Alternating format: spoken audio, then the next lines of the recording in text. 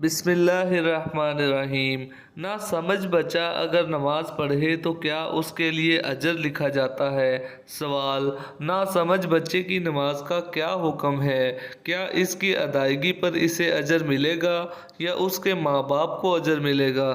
جواب: نہ سمجھ بچہ چونکہ مکلف نہیں ہے اس لیے ثواب و عذاب اس کے ذمہ میں نہیں ہوتے، اس لیے نماز پڑھنا اس کے ماں باپ کے لیے ذمہ عذاب و ثواب کا ترتب نہیں۔ اس لیے ثواب کے بارے میں حنفیہ کا مسلک یہ ہے کہ وہ اس کے ماں باپ کو ملے گا۔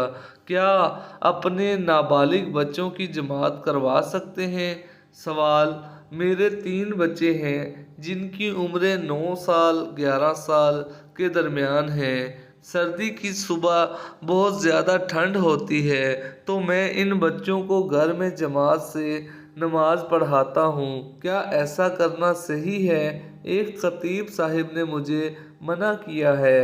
جواب: بالغ شخص نابالغ بچوں کی جماعت کرا سکتا ہے، اس لیے مذکورہ صورت میں آپ صرف اپنے بچوں کو لے کر جماعت کرا سکتے ہیں، اور اگر آپ کے گھر کی محرم عورتیں بھی نماز باجماعت میں شامل ہونا چاہیں تو وہ بچوں کے پیچھے صف بنائیں۔ نبی کریم صلی اللہ علیہ وآلہ وسلم نے 2 بچوں کی جماعت کرائی تھی، اس لیے اس کے جواز میں کوئی شبہ نہیں، واللہ علم۔ آج کا دوسرا مسئلہ: نابالغ بچوں کا عیدگاہ جانا۔ سوال: ہمارے علاقوں میں یہ عادت ہے کہ عید کے دن بچے بھی تیار ہو کر عیدگاہ جاتے ہیں اور پھر وہاں جا کر مسجد کے اطراف میں یا صفوں کے درمیان خالی جگہ میں بیٹھ کر سبھی خاموش رہتے ہیں یا کبھی شور کرتے ہیں۔ بعض بچے والد اور بھائیوں کے ساتھ صف کے درمیان کھڑے ہو کر نماز بھی پڑھتے ہیں، اس کا کیا حکم ہے؟